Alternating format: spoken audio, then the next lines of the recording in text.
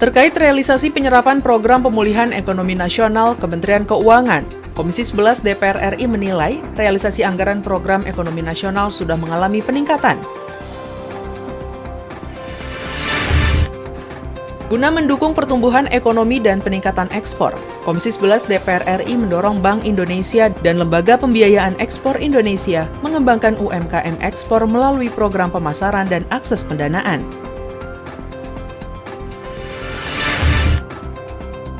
Komisi 11 DPR RI meminta perbankan bersama Bank Indonesia dan OJK membangun sinergi yang baik dengan pemerintah untuk melakukan pembinaan pada sektor UMKM di NTB.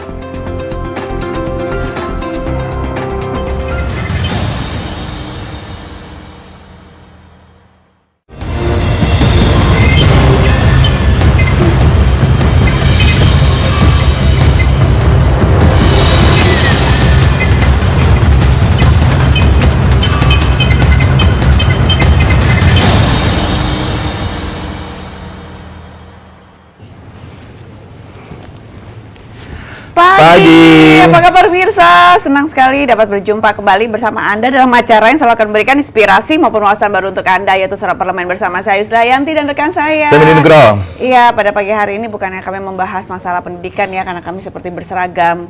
Kalau bisa di SMP putih biru. Putih biru, kayak masalah ospek ya. Iya, tapi kalau misalnya masih ini ya berkaitan juga dengan dunia pendidikan kan masih dalam proses PPDB. Masih lagi PPDB. Tetap misalnya anak Anda ya udah ada ya yang jalur prestasi kemarin mungkin yang sudah keterima di sekolah pilihannya, dan kalaupun misalnya juga dikaitkan dengan COVID, apakah juga nanti bulan depan ini akan tatap muka, karena serem sekali sekarang jumlah yang terpapar virus COVID-19 bertambah banyak. Grafiknya tambah tinggi, terutama di DKI Jakarta ya. Tingkat keterisiannya juga semakin tinggi. Ini kok masih dipaksakan untuk sekolah nanti di bulan Juli? Apakah memang benar-benar pemerintah akan memaksakan untuk tatap muka. Tatap muka ya. Tapi mungkin di beberapa daerah-daerah tertentu yang sudah zonanya aman, nah mungkin akan ada tatap muka. Tapi mungkin kalau misalnya kayak Jakarta atau beberapa daerah lainnya, terutama di beberapa pulau Jawa yang kemarin jadi daerah-daerah yang tuju untuk mudik, kayaknya nanti masih jadi pertanyaan besar deh untuk tatap muka deh. Masih jadi pertimbangan, apakah memang tetap jadi tatap muka sekolah nanti? Tapi kamu udah aman ya untuk sekolah ya? Ya, tapi kalau misalnya untuk aman belum. Belum ya? Masalahnya ini kalau jalur prestasi nilai anak saya harus tinggi. Harus tinggi. Kurang 1 poin. DKI Jakarta memang sudah mulai melakukan atau bisa melakukan pendaftarannya secara online ya. Mungkin di beberapa daerah di pinggiran seperti di Tangerang, bukan di pinggiran ya, Bekasi, Depok ini mungkin di minggu depan ya. Ya, kan secara bergantian. Bergantian. Ya mudah-mudahan untuk anak Anda, adik Anda yang ingin memasuki sekolah di SMP, SMU negeri bisa diterima ya. Amin. Ya, mengawali pagi ini beberapa informasi akan kami berikan kepada Anda. Yang pertama terkait dengan program pemulihan ekonomi nasional sudah mulai terserap dengan baik. Terkait realisasi penyerapan program pemulihan ekonomi nasional Kementerian Keuangan, Komisi 11 DPR RI menilai bahwa realisasi anggaran program ekonomi nasional sudah mengalami peningkatan. Berikut informasi selengkapnya. Terkait realisasi penyerapan program pemulihan ekonomi nasional Kementerian Keuangan, Komisi 11 DPR RI menilai realisasi anggaran program ekonomi nasional sudah mengalami peningkatan. Ditemui usai raker dengan Kementerian Keuangan di Gedung Nusantara 1 Kompleks DPR RI Senayan, Jakarta, terkait dengan perkembangan pemulihan ekonomi nasional, anggota Komisi 11 DPR RI Heri Gunawan menjelaskan, realisasi penyerapan program pemulihan ekonomi nasional untuk anggaran tahun ini sudah mengalami peningkatan. Penyerapan tersebut di angka 26% tersalurkan ke berbagai sektor, mulai dari sektor kesehatan, perlindungan sosial, UMKM, dan juga sektor pariwisata.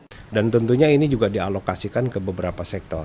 Dan itu terbukti di mana Kementerian Keuangan mendapatkan laporan dari hasil survei beberapa lembaga yang ternyata banyak digunakan dan memberikan manfaat yang relatif lebih baik.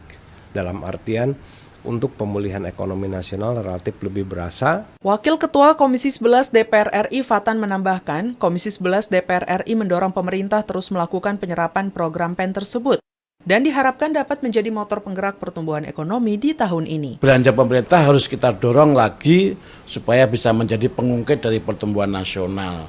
Apalagi BPS kemarin kuartal pertama kita kan masih minus 0,74 kan. Itu artinya bahwa kuartal kedua kita harus genjot lagi belanja ini supaya pertumbuhan bisa lebih bagus lagi.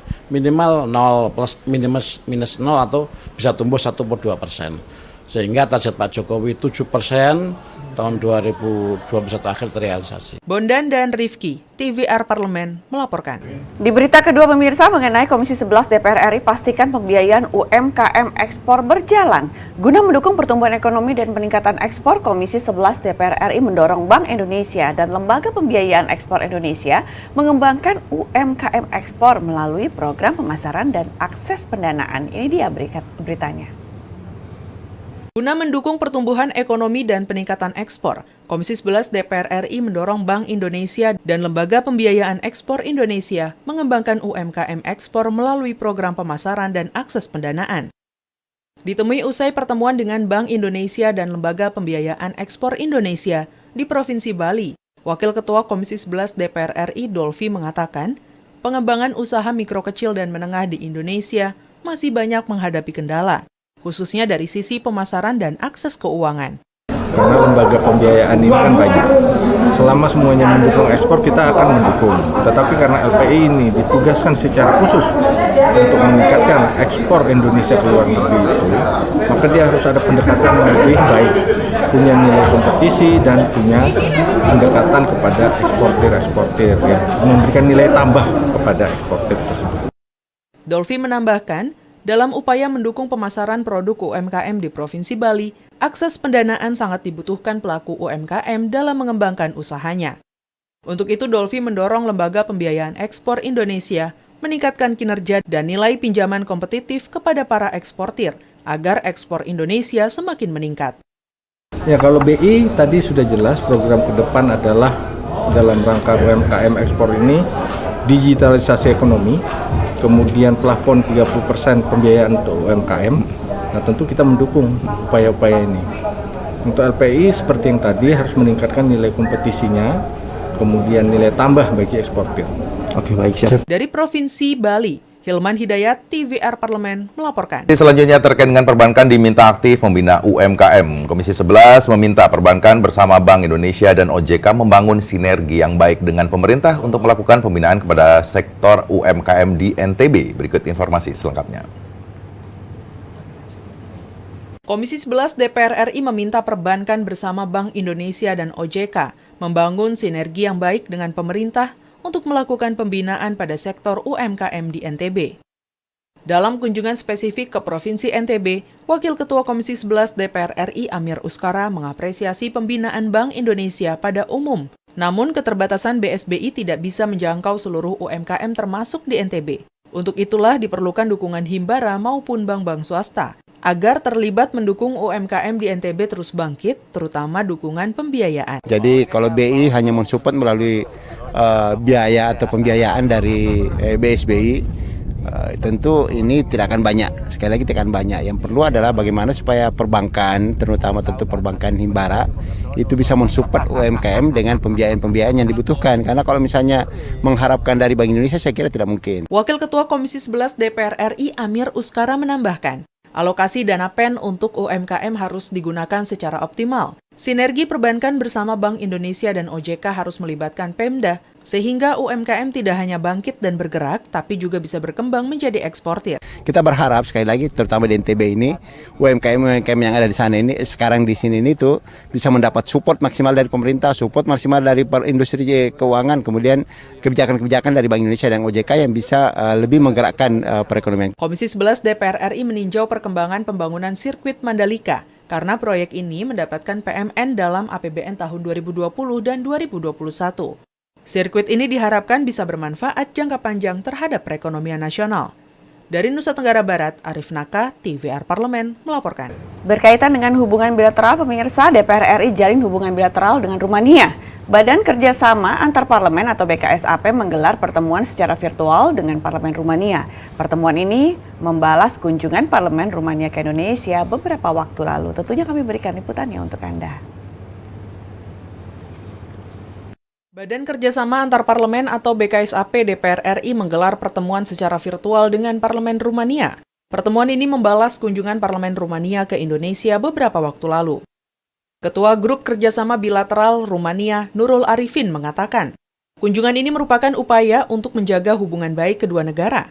Indonesia dan Rumania telah menjalin hubungan bilateral sejak lama dalam bidang politik, sosial, budaya, ekonomi, dan juga olahraga. Mempertegas bahwa hubungan ini sangat baik untuk terus dijaga keberlangsungannya begitu. Apalagi mereka juga salah satu dari anggota Uni Eropa begitu ya. Jadi pasti banyak kebijakan yang kait mengait gitu ya. Dan kita juga meminta bantuan mereka untuk tidak memban minyak kelapa sawit, walaupun dalam diskusi kemarin itu tidak terjadi.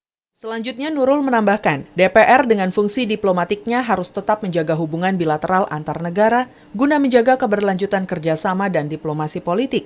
Menurutnya banyak hal yang dapat dielaborasi dengan Rumania. Saat ini ekspor dan impor Rumania Indonesia sudah berjalan baik, namun Nurul berharap Rumania dapat membantu Indonesia dalam penyediaan peralatan pertahanan negara.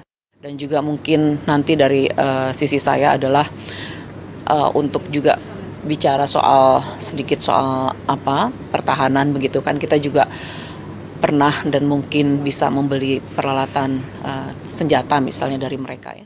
Parlemen Rumania akan menyambut baik kedatangan Indonesia ke Rumania yang direncanakan September mendatang. Elisa dan Arif, TVR Parlemen, melaporkan. Badan Legislasi DPR RI atau BALEK melaksanakan kegiatan sosialisasi program legislasi nasional atau Prolegnas agar masyarakat mengetahui rencana dan proses pembentukan undang-undang tersebut. Berikut informasi selengkapnya. Badan Legislasi atau BALEK DPR RI melaksanakan kegiatan sosialisasi program legislasi nasional atau Prolegnas agar masyarakat mengetahui rencana dan proses pembentukan undang-undang tersebut.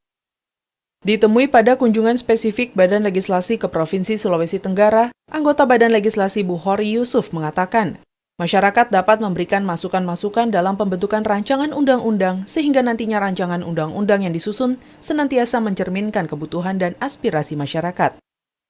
Melalui pemerintah daerah dan forum komunikasi pimpinan daerah yang ada di Sulawesi Tenggara.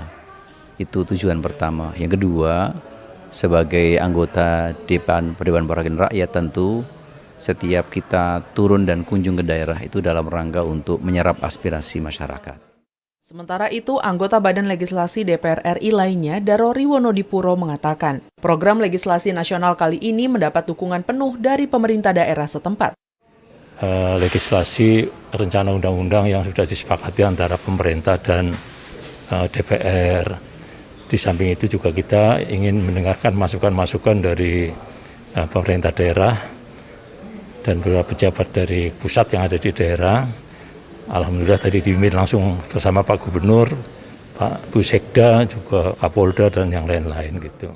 Sebanyak 33 rancangan undang-undang atau RUU masuk dalam daftar Prolegnas Prioritas 2021 yang disampaikan oleh Ketua Badan Legislasi. Dari Sulawesi Tenggara, Domingus Titi Heru, TVR Parlemen, melaporkan. Dan berita selanjutnya pemirsa mengenai DPR RI adakan donor darah kemanusiaan. Korps Pegawai Sekretariat Jenderal DPR RI mengadakan kegiatan donor darah rutin. Kegiatan ini dilakukan untuk membantu Palang Merah Indonesia menambah stok darah yang telah menipis di masa pandemi ini. Kami berikan liputannya dan beritanya untuk Anda. Korps Pegawai Sekretariat Jenderal DPR RI mengadakan kegiatan donor darah rutin. Kegiatan ini dilakukan untuk membantu Palang Merah Indonesia menambah stok darah yang telah menipis di masa pandemi. Ditemui usai melakukan donor darah di lobi Gedung Nusantara 3 Kompleks Parlemen Senayan, anggota Komisi 9 DPR RI Krisdayanti mengungkapkan rasa syukurnya karena Sekretariat Jenderal DPR RI bisa rutin mengadakan kegiatan donor darah. Krisdayanti yang juga pendonor reguler mengatakan donor darah bermanfaat untuk kesehatan pendonor. Dengan donor darah rutin, penggantian trombosit terjadi secara teratur sehingga akan meningkatkan sirkulasi darah dan membuat pikiran lebih fokus dan segar. Semoga kegiatan ini bisa akan terus berkesinambungan dan akan menjadi wadah untuk Palang Merah Indonesia mendapatkan stok darah PMI di tanah air. Mari kita bersama-sama menjadi pahlawan kemanusiaan untuk sesama. Ketua Dewan Pengurus Korpri Sekjen DPR RI Jaka Dwi Winarko menambahkan Korpri memanfaatkan seluruh media di lingkungan DPR untuk mensosialisasikan kegiatan ini, agar banyak pegawai di lingkungan parlemen mendonorkan darahnya bagi sesama. Banyak palang merah seluruh Indonesia kekurangan karena antara pasokan yang mendonor dengan yang membutuhkan itu sangat timpang ya ketika COVID ini. Makanya kita himbau kepada teman-teman, kita sampaikan untuk kalau bisa mendonorkan darahnya.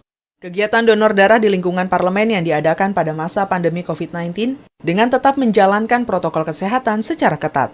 Dari Senayan, Jakarta, Amita dan Syamsul, TVR Parlemen melaporkan. Ya, memang kalau misalnya bicara yang namanya stok darah, apalagi di masa pandemi ini kebutuhan darah juga semakin meningkat. Ini juga menjadikan salah satu kegiatan rutin di DPR RI ya, untuk Sosial, bisa saling membantu kegiatan sosial yang selalu dilakukan. Ya, hampir setiap tahun DPR RI atau Sekretariat Jenderal DPR RI selalu mengadakan acara donor darah. Tidak hanya dilakukan oleh pegawai atau karyawan, tapi juga masyarakat umum diperbolehkan untuk menyumbangkan darahnya ya. Ya, karena memang sangat diperlukan sekali apabila yang kekurangan darah kan, ada beberapa juga kan, apalagi misalnya juga pasien yang terkena atau memiliki penyakit komorbid. Ya, tapi juga dibahas tadi masalah bagaimana peningkatan ekonomi, daya beli masyarakat, UMKM ini harus dibantu benar. Ini Komisi 11 selalu menyoroti terkait untuk bisa diberikan secara langsung kepada masyarakat. Dong, kalau misalnya ini juga kan kita juga di tahun 98 saja kan negara kita bisa tetap berdiri pada saat misalnya memang kita fokus juga untuk peningkatan bagaimana kondisi UMKM di Indonesia. Ternyata juga kita bisa berhasil kan melalui UMKM yang ada. Dan pemirsa, setelah ini kami akan jeda terlebih dahulu karena kami sudah siap dengan surat kabar yang terbit pada pagi hari ini. Jangan kemana-mana, masih bersama kami tentunya di Suara Parlemen.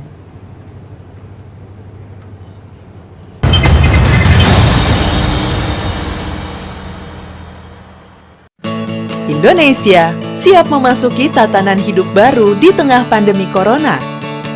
Apa kita sudah paham persiapan dan protokol kesehatan yang harus dilakukan di lingkungan kerja? Pastikan kondisi tubuh sehat saat berangkat ke kantor. Gunakan masker. Membawa perlengkapan makan sendiri.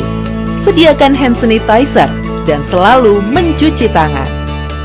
Saat akan melakukan ibadah, ingatlah untuk saling menjaga jarak aman dan membawa perlengkapan ibadah sendiri. Karena tempat ibadah sudah tidak menyediakan alat ibadah untuk mengurangi penyebaran virus corona. Semoga kita semua mampu memutus mata rantai penyebaran COVID-19 dan roda perekonomian pun tetap berputar.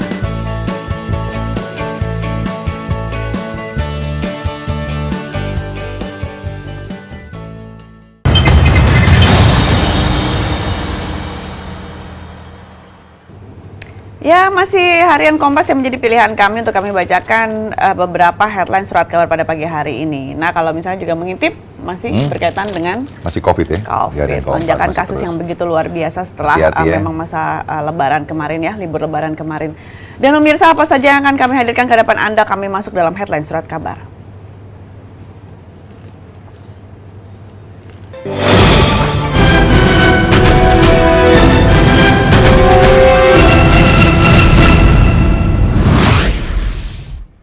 Dan Kompas pada pagi hari ini mengangkat lonjakan kasus karena varian baru COVID-19. Peningkatan kasus COVID-19 setelah libur lebaran tahun 2021 membuat keterisian rumah sakit naik signifikan. Rumah sakit pun diminta meningkatkan rasio tempat tidur untuk pasien COVID-19 dari 20% menjadi 40%. Dan varian baru virus SARS-CoV-2 yang lebih menular berada di balik lonjakan kasus COVID-19 di sejumlah daerah di Indonesia seperti Kudus, Jawa Tengah, dan DKI Jakarta. Varian yang dominan terutama adalah B16172 atau Delta yang pertama kali ditemukan di India. Kalau misalnya memang kita lihat harus hati-hati sekali karena kalau dilihat memang gejalanya malah tidak lebih soft ya. Kalaupun misalnya biasanya kan kalau ada batuk, ada flu, nah menjadikan salah satu tanda-tanda yang sudah pasti misalnya ada gejala COVID di situ. Tapi kalau misalnya nih ya yang misalnya untuk virus baru ini ini juga gejalanya kadang tidak terlihat loh. Tidak terlihat. Iya, maksudnya terlihatnya pada saat misalnya PCR bisa jadi ini misalnya hasil negatif, tapi ternyata misalnya menyerang di organ tubuh lainnya.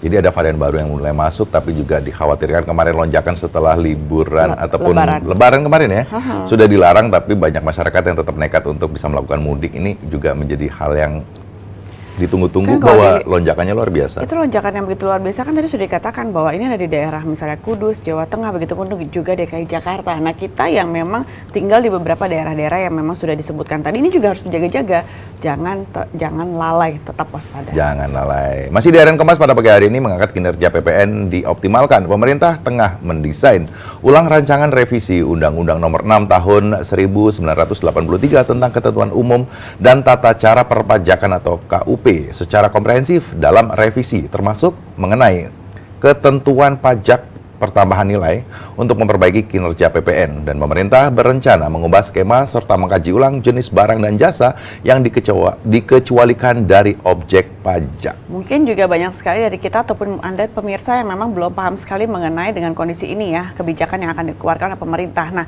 tapi ini akan kami angkat ke hadapan Anda pada pagi hari ini, nanti kami akan lebih bahasnya lebih lanjut ya. Ya, nanti kita akan hadirkan narasumber. Sebenarnya masih ramai di masyarakat ini apa sih sebenarnya pajak yang akan dikenakan, sekolah, ada sembako juga.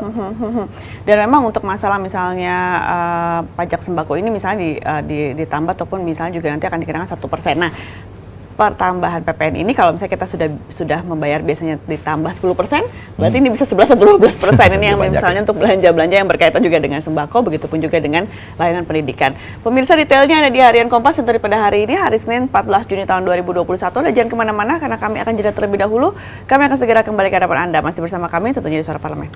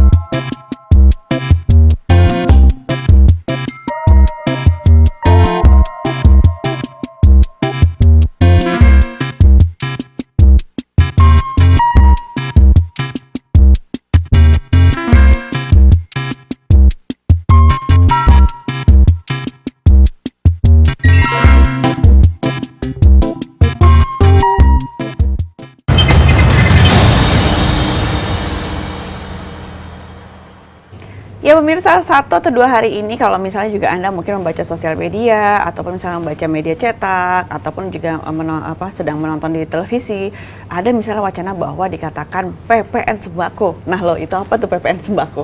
Ramai ya? Ramai sekali. Masih ramai sekali. Bahasanya cuma PPN sembako. Jadi kalau misalnya langsung dengar aja namanya PPN sembako tuh orang langsung kaget, langsung shock gitu. Ada apa yang berkaitan dengan sembako?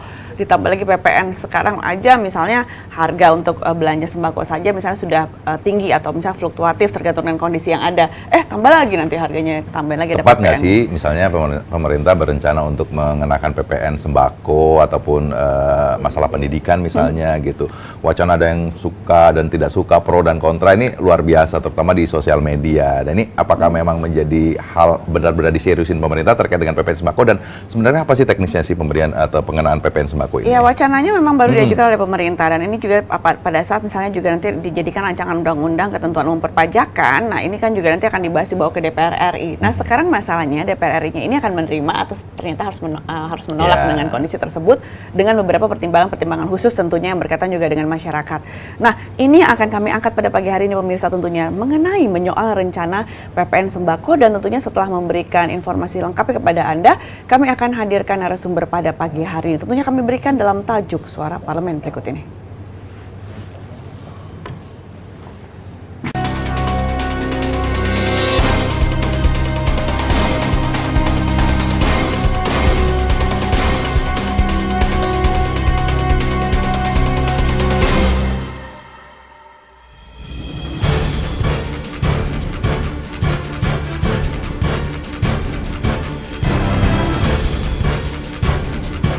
PPN untuk sembako. Pemerintah berencana mengenakan tarif pajak pertambahan nilai atau PPN untuk kebutuhan pokok atau sembako. Padahal saat ini ekonomi belum pulih dan daya beli masyarakat masih lemah akibat pandemi COVID-19. Sehingga pengenaan tarif PPN pada sembako akan semakin menekan daya beli masyarakat, terutama yang memiliki pendapatan rendah, sehingga apabila sembako dikenakan tarif, sebab banyak UMKM yang pendapatannya menurun. Bahkan terpaksa gulung tikar akibat pandemi COVID-19, mengingat UMKM memiliki peran penting dalam pemulihan dan pertumbuhan ekonomi. Sehingga jangan sampai pengenaan tarif PPN sembako semakin menekan pendapatan. Pemerintah harus menunda pengenaan tarif PPN pada sembako maupun rencana kenaikan tarif PPN pada barang lainnya hingga pandemi benar-benar berakhir dan ekonomi masyarakat dipastikan sudah pulih. Sehingga penetapan tarif PPN tersebut dinilai tidak terlalu memberatkan masyarakat ketika daya beli mereka sudah tinggi. Karena harusnya pemerintah mengoptimalkan realisasi bantuan sosial dan maupun program perlindungan sosial lainnya untuk menstimulus daya beli dan meningkatkan konsumsi masyarakat, sehingga ekonomi masyarakat dapat segera pulih, bukannya malah membebani masyarakat. DPR pun mendorong pemerintah untuk mengoptimalkan dan mencari alternatif lain untuk meningkatkan pendapatan negara, seperti mengoptimalkan potensi bea cukai dan meningkatkan pajak penjualan atas barang mewah, serta melakukan reformasi perpajakan berbasis teknologi.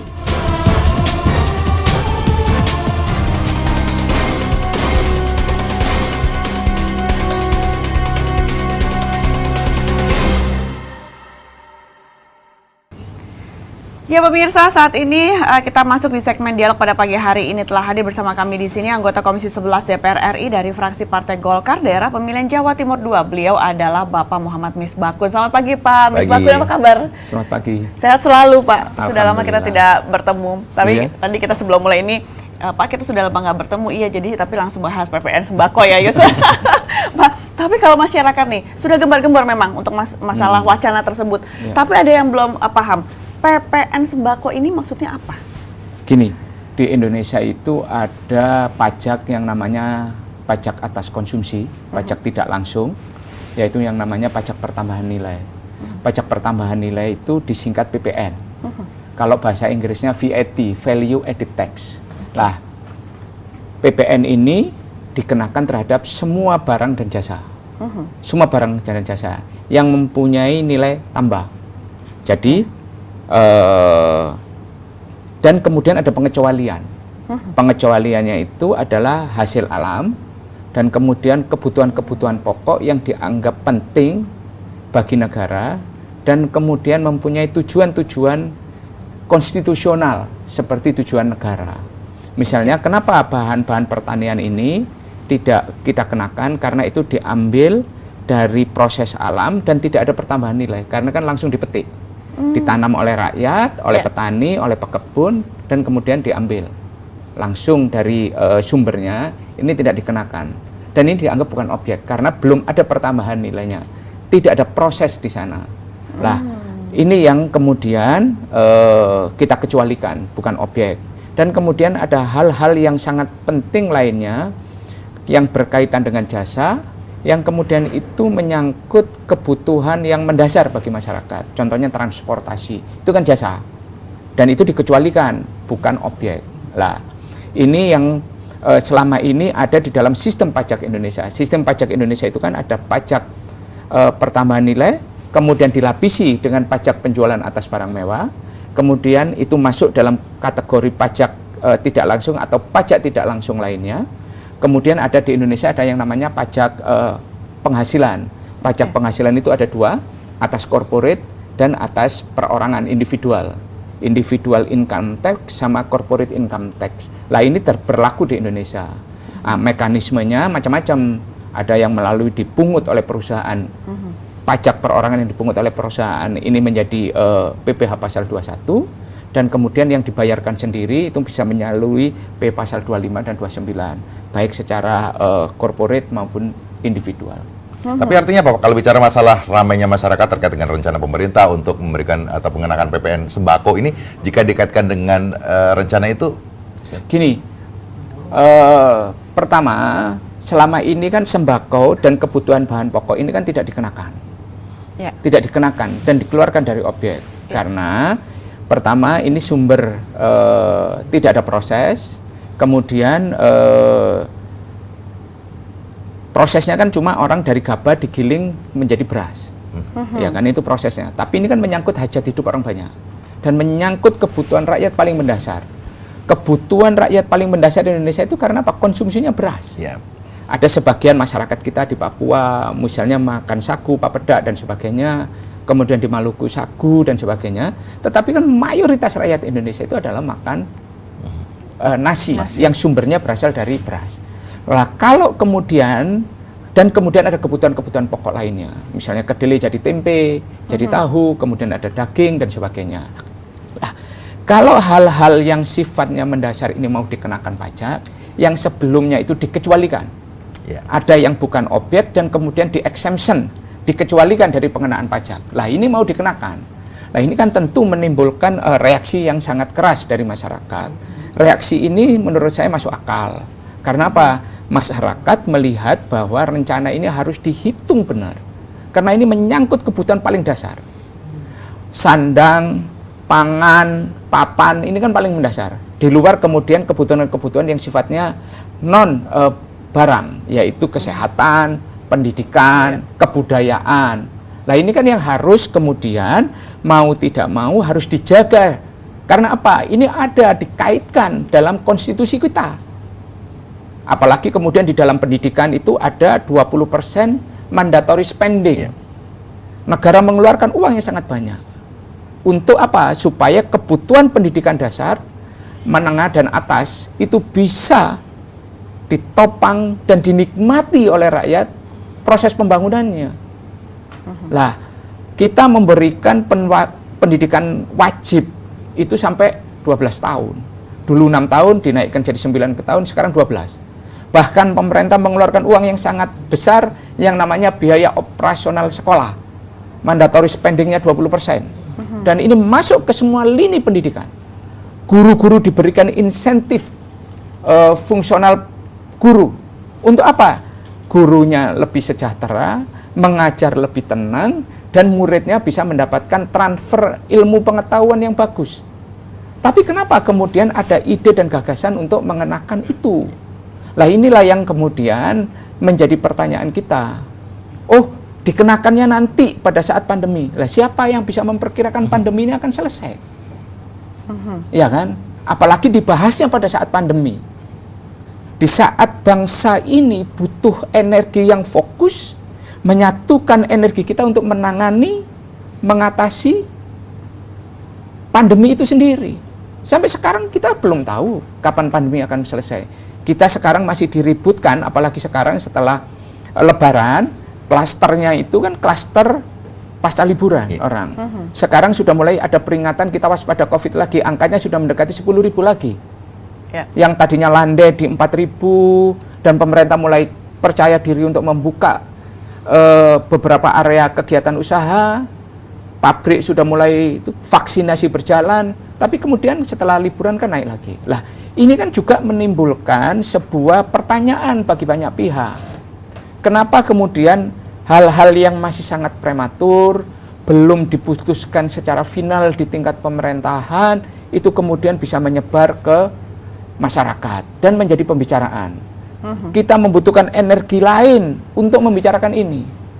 Politik kita yang tadinya kita pakai bagaimana memberikan dukungan penuh kepada pemerintah untuk mengelola baik itu kebijakan maupun anggaran dalam rangka mengatasi dan menangani COVID, kok tiba-tiba kita sisihkan energi kita itu untuk membicarakan hal-hal yang tapi apa Pak? Yang Anda lihat dari isu dan polemik begini. Yang Anda lihat dengan konteks seperti ini artinya apa? Bahwa pemerintah itu sedang membuat apa sih, kebijakan apa? Kita ini memang dalam kondisi pandemi ini kita mengalami apa yang namanya konstruksi ekonomi. pertumbuhan ekonomi kita mengalami resesi karena kita mengalami pertumbuhan negatif. Kemudian kita mengalami pelebaran defisit. Yang tadinya 30% kemudian menjadi 6,7, menjadi 6,3, menjadi 5,7 dan diperkirakan pemerintah harus menurunkan nanti. Penerimaan pajak kita berkurang. Tentunya ini kan menjadi utang kita bertambah. Ini kan membuat pemerintah kan harus memikirkan bagaimana menutup defisit ini. Menutup defisit. Setelah kita melewati passing all the time masalah pandemi ini. Tapi kan kita belum tahu. Kita pernah melakukan tax amnesty di tahun 2016 sampai 2017 awal. Tentunya ini kan harus membangun tax base. Dan penerimaan pajak kita sejak tahun 2006 itu kan tidak pernah tercapai. Sejak 2006 tercapai. 12 tahun lebih kita tidak pernah mencapai pertumbuhan penerimaan pajak yang menjadi target di APBN itu kan tidak tercapai. Pemerintah berusaha memeras keringat, kemudian hasilnya seperti itu, ya kan, mencurahkan isi pikiran. Makanya keluar ide itu. Lah ide ini kan harusnya jangan seperti ini gitu loh. Masih banyak cara, masih banyak metode, masih banyak kreativitas yang bisa kita gunakan di sela-sela aturan perpajakan yang ada, di sela-sela rezim sistem perpajakan yang ada. Apakah kemudian kita perlu pada saat dan momentum seperti ini menambah objek baru, menaikkan tarif, apalagi isu penambahan objek baru ini kan sensitif. Sensitif. Rakyat perlu mendapatkan pendidikan. Coba bayangkan, kemarin dirilis ranking universitas di dunia. Indonesia mengalami penurunan yang sangat signifikan karena pandemi. Kita mengalami proses pembelajaran online, negara lain juga mengalami proses pembelajaran online, mulai tingkat SD sampai universitas. Semuanya online. Orang sekarang paling enak itu mengambil gelar-gelar postgraduate. Karena apa? Belajarnya online, terus kemudian bimbingannya menjadi lebih intensif, dan kemudian lulusnya juga, ujian-ujiannya juga akan lebih bersifat tutorial, bersifat daring dan digital. Lah, kita, dunia melakukan, tapi kenapa dunia masih tetap stabil dengan ranking dan kita mengalami penurunan? Dan kemudian dunia pendidikan ini kan bukan soal mahal dan bukan soal murah, tapi kan soal kualitas. Dan ini amanat konstitusi. Rakyat yang tercukupi pangannya, ya kan? Rakyat yang terpenuhi pikiran-pikiran dengan intelektualitas dan kualitas pendidikan, dan kemudian kesehatannya terjamin, karena ini akan menentukan kualitas indeks pembangunan manusia kita. Tapi kenapa? Dan ini menjadi tujuan konstitusi kita, yaitu sebagian dari negara kesejahteraan. Kenapa kemudian kita mempunyai inisiatif bahwa ini akan meningkatkan penerimaan pajak kita? Kan harusnya kan ditimbang. Kalau kita bicarakan cost and benefit, kalau kita di ekonomi, kalau kita manfaat dan mudorotnya ini kan harusnya ditimbang. Jadi tidak. Manfaat dan mudorot. Lah, mudorotnya lebih banyak mudorotnya atau lebih banyak manfaatnya? Pak Misbakun, kita harus jeda terlebih dahulu karena nanti kita akan kembali untuk membahasnya lebih lanjut. Pemirsa jangan kemana-mana, perbincangan kami dengan Bapak Muhammad Misbakun akan kami lanjutkan setelah jeda berikut ini. Masih bersama kami tentunya di Suara Parlemen.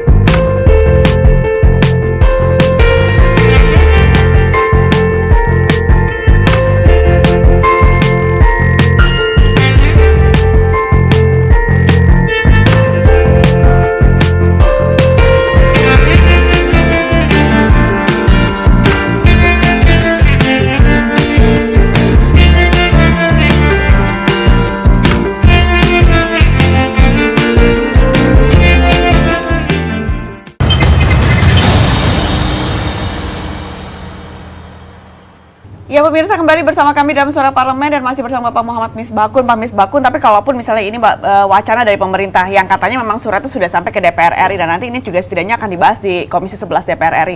Ada beberapa juga di media cetak saya baca bahwa kemungkinan besar DPR RI akan menolak. Ini kan belum ada satu hal yang bisa pertemuan membahasnya apa ya, pertimbangan jadi pertimbangan pemerintah sehingga mengeluarkan wacana tersebut, atau memang akan benar-benar DPR RI menolak? Gini, informasinya pemerintah mengatakan sudah dikirimkan. Informasi yang masuk ke kita itu dua. Pertama, surprise-nya yang sudah masuk, draft-nya belum. Ya. Karena saya kalau surprise masuk terkonfirmasi. Kalau draft ini informasi yang paling akhir dari Wakil Ketua DPR bidang koordinator bidang keuangan, Bapak Sufmi Dasko Ahmad, itu menyampaikan di media dan saya konfirmasi kepada staf beliau, menyampaikan bahwa belum nyampe ke meja beliau. Belum nyampe ke meja beliau. Dan artinya apa? Bahwa DPR belum menerima, ya kan? Seperti yang disampaikan oleh Pak Dasko. Lah, kemudian ini kan berkembang. Saya mendapatkan draft dan sebagainya, dan kemudian ada konfirmasi bahwa pemerintah sudah mengirimkan tapi belum masalah administrasi dan sebagainya. Nah, di DPR ini kan berproses. Dari pimpinan bisa saja kemudian dibahas di Bamus, atau rapat pimpinan kemudian menyampaikan karena hingar-bingarnya dan sebagainya, pimpinan meminta pemerintah untuk menarik juga bisa. Atau kemudian draft itu dibahas, diteruskan, dibacakan di paripurna, karena dibacakan di paripurna belum. Surat yang masuknya belum dibacakan di paripurna.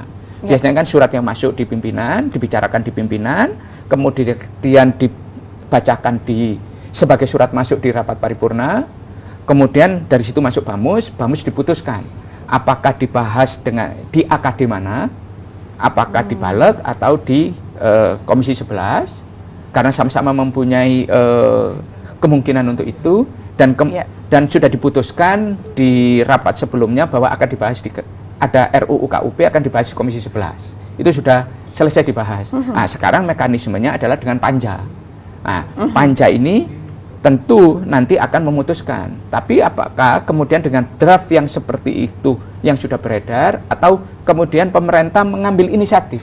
Menurut saya yang paling baik, karena ini adalah sebuah ide usulan pemerintah, lebih baik dengan polemik yang ada untuk meredam, untuk menghilangkan sakwa-sangka politik yang tidak-tidak, dan kemudian untuk kemudian menjaga kondusivitas pemulihan ekonomi. Program pemulihan ekonomi pemerintah ini kan butuh kondisi-kondisi, kondisi masyarakat yang tidak yang secara sosial lebih stabil, politik lebih stabil, kemudian butuh hal-hal yang positif. Dan karena apa? Pemerintah selalu berpikiran tentang optimisme. Lah, kalau kemudian yang berkembang itu adalah bukan wacana tentang optimisme, ini kan berbahaya. Karena ini ide inisiatif pemerintah, lebih baik pemerintah menunda dan minta kembali untuk direvisi ulang. Itu lebih bagus dan itu lebih elegan, supaya tidak kemudian yang dipertanyakan, oh nanti DPR menolak, kan tidak bagus. Karena apa? Kalau DPR sampai menolak, sementara DPR ini adalah isinya partai pendukung pemerintah, kan tidak bagus secara politiknya. Ya, kan artinya ada salah satu hal yang menjadi kontroversi dong Pak. Pemerintah seolah sudah melemparkan satu wacana, masyarakat sudah rame, DPR sudah menolak, tapi seolah-olah ini barangnya belum jadi. Daripada losing face-nya itu mempunyai dampak dan implikasi politik yang serius, ditolak pada saat sudah dibahas di DPR, kan lebih baik pemerintah memperbaiki. Tapi apakah memang ini pemerintah sengaja melempar isu seperti ini, atau tidak memikirkan efeknya dari... Ini yang menjadi pertanyaan kita juga sama. Kenapa ini dilemparkan dulu? Kan tidak mungkin ada asap tanpa ada api. Ya kan? Ya kan? Apinya dulu baru asapnya kan yang berkembang. Lah, hal-hal yang seperti ini kan mungkin dalam pikiran saya, Menteri Keuangan sedang lagi banyak pikiran, idenya terbatas, kemudian yang dipikirkan menjadi banyak, kemudian hal-hal yang seperti itu miss dari perakiraan-perakiraan awal. Prasangka baik saya seperti itu. Karena apa? Coba bayangkan, hampir tiap hari kita rapat sama Menteri Keuangan. Agenda di DPR ini kan mulai dari badan anggaran, menyiapkan KEM PPKF kan, kerangka ekonomi makro dan pokok-pokok kebijakan fiskal di Banggar, di Komisi 11, belum lagi membahas masalah pagu indikatif, belum lagi rapat Komite Stabilitas Sektor Keuangan dan sebagainya. Ini kan panjang. Nah, kemungkinan pajak ini yang sebenarnya mempunyai peran sangat penting dan sangat serius di dalam sistem keuangan kita, ini mungkin sedang miss dipikirkan oleh Menteri Keuangan. Ya, saya berprasangka baik seperti itu untuk apa? Ya, bagaimanapun juga Menteri Keuangan ini kan pekerjaannya banyak. Mungkin juga beliau tidak detail mengetahui itu. Ya. Mungkin juga tim yang disusun oleh Menteri Keuangan tidak menyampaikan sampai sebegitunya. Dan mungkin juga, ini kan semuanya serba mungkin. Ya. Mungkin juga mereka, orang-orang yang berpikiran soal pajak ini, kalau tarif dinaikkan, penerimaan akan naik. Kalau objeknya ditambah, tentu akan naik. Tanpa memperhatikan implikasi sosial, implikasi politik. Karena apa? Kebijakan pemerintah tanpa kajian sosiologis dan antropologis itu akan terlepas dari akar tujuan kita bernegara. Karena apa? Ada rakyat di sana. Rakyat inilah yang merasakan dampaknya. Pengambil kebijakan kan harusnya tahu tunnya rakyat seperti apa. Jangan hanya bicara tentang tun pemerintah saja. Karena apa? Yang merasakan dampak dan implikasinya itu. Apalagi di dalam struktur APBN kita, itu penerimaan pajak sangat dominan. Penerimaan pajak sangat dominan. Sementara di dalam pertumbuhan ekonomi kita, yang paling dominan itu adalah konsumsi. 57,7% itu pertumbuhan ekonomi kita itu berasal dari konsumsi rumah tangga. 82% sekian itu didominasi oleh kelompok menengah atas. Lah, artinya apa? Konsumsi ini kan sangat dipengaruhi. Ya.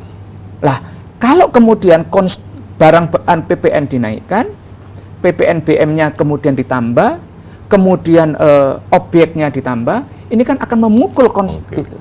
Pemulihan yang tadinya sudah mulai melandai dan mulai mengalami pendangkalan walaupun negatif, tapi negatifnya sudah mendekati 0, ini kan terpukul kembali. Ya kan? Apalagi kemudian sektor real. Sektor real ini kan sampai sekarang belum mengalami recovery yang sepenuhnya. Hanya sektor-sektor tertentu, yaitu sektor kesehatan, farmasi, pertanian masih, kemudian sama sektor telekomunikasi. Sektor-sektor yang lain sedang mulai menggeliat.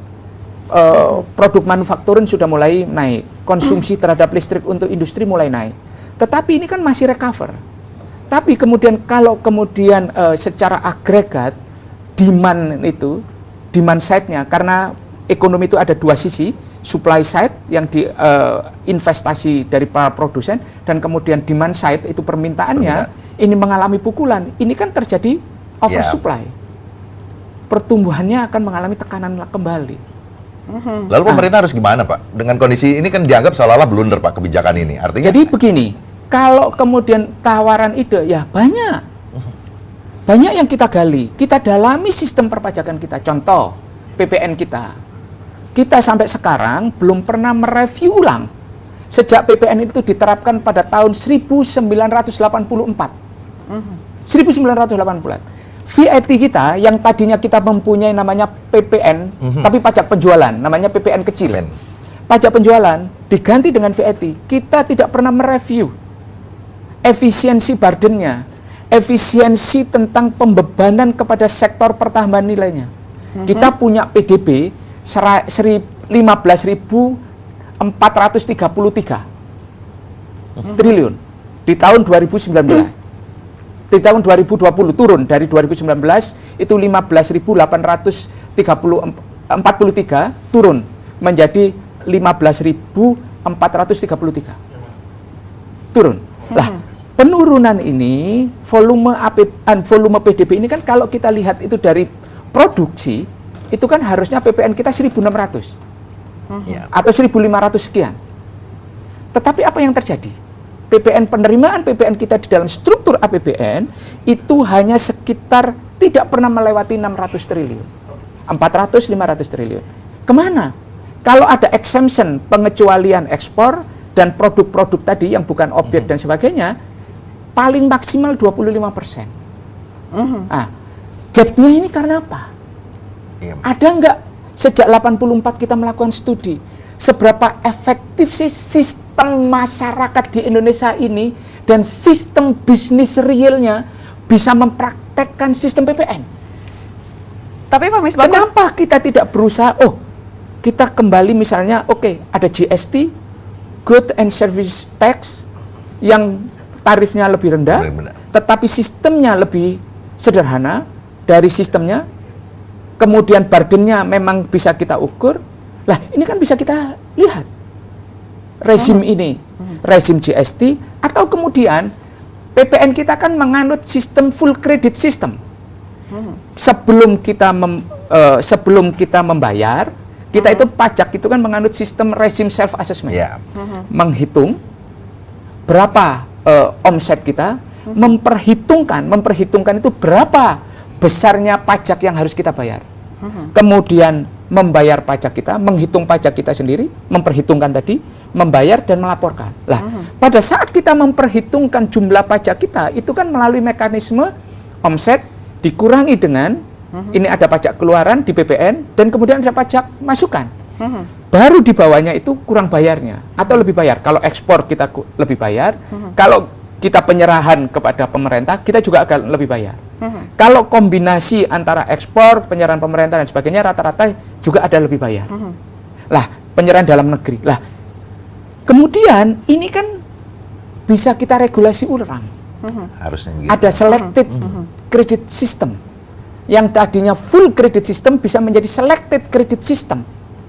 Jadi yang boleh dikreditkan itu yang misalnya dikonsumsi langsung. Karena apa? Filosofi dasar PPN itu kan filosofinya adalah consumption tax, indirect tax. Orang terkena pajak karena kemampuan konsumsinya. Contoh, saya membeli buku tulis. Buku tulis ini mampu saya beli karena saya beli kena PPN karena saya mampu membelinya. Mau mahal, mau murah dan sebagainya tergantung kemampuan saya. Juga demikian dengan barang-barang yang lain. Jadi kemampuan konsumsinya yang dikenakan. Ya kan? Lah, kalau kemudian semua level boleh mengkreditkan, ini kan juga menimbulkan distorsi yang berbeda di dalam sistem PPN kita. Orang tidak mengkonsumsi kok bisa mengkreditkan pajak masukan. Jadi artinya banyak sekali kebijakan-kebijakan yang bisa diambil. Iya. Di luar menaikkan tarif dan di luar menambah objek. Ada lagi, yaitu memperkuat sistem IT, menutupi kebocoran-kebocoran sistem. Coba sekarang, orang yang melakukan transaksi digital, apakah semua sekarang terkena pajaknya? Bagaimana pengawasan pemerintah bisa meng-capture pengawasan sampai masuk ke situ? Pak Misbakun, tapi dengan kondisi yang ada, misalnya mungkin kami sebenarnya ingin sekali menggali lebih banyak, tapi keterbatasan waktu yang ada. Misalnya saat ini saja kita katakan bahwa misalnya surat itu sudah sampai ke Pak Dasko misalnya. Kalau tadi kita berprasangka baik, lebih baik sekarang gimana? Apakah memang pemerintah lebih baik ambil terlebih dahulu suratnya untuk bisa diperbaiki sebelum dibahas lagi di DPR, atau bagaimana sebenarnya? Ini singkat ini saja, kalau menurut saya ini menarik idenya. Karena begini, tawarannya dua. Coba bayangkan, semua partai pendukung pemerintah itu menolak. Kita mau diwacanakan aja yang menolak, apalagi nanti dibahas. Lah, ini kan nanti menimbulkan risiko yang jelek kepada siapa? Bapak Presiden kita. Jadi lebih baik ditarik lagi dulu aja ya? Ditarik lagi untuk menghilangkan kontroversi itu. Karena apa? Tidak mungkin kemudian pemerintah yang kita dukung, usulannya kita tolak. Baik Pak Misbakun, terima kasih banyak. Jadi lebih baik ditarik terlebih dahulu ya Pak, untuk jadi bahan pertimbangan kembali oleh pemerintah. Semoga ini suara yang memang juga oleh Menteri Keuangan. Oleh Menteri Keuangan dalam hal ini. Dan jadi semoga saja ini menjadi bahan pertimbangan untuk dapat menarik kembali pemirsa. Dengan demikian Suara Parlemen edisi pada pagi hari ini telah usai. Semoga perbincangan kami dengan Bapak Muhammad Misbakun dapat menambah wawasan baru untuk Anda. Saya Yusri Hayanti. Saya Medi Nugroho. Saya bersama Bapak Muhammad Misbakun mengucapkan terima kasih atas perhatian Anda dan sampai jumpa. Pak, terima kasih. Kita pakai lagi maskernya.